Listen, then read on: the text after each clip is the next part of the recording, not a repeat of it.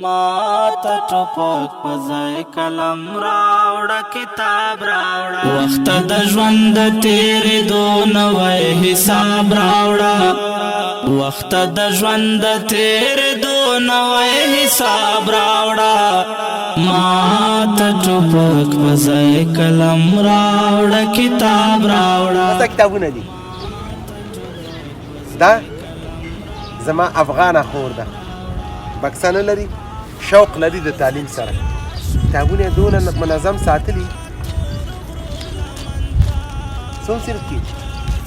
دریم کې ایوه ته جوړ سحر شزمون کلی تا آفتاب راوړه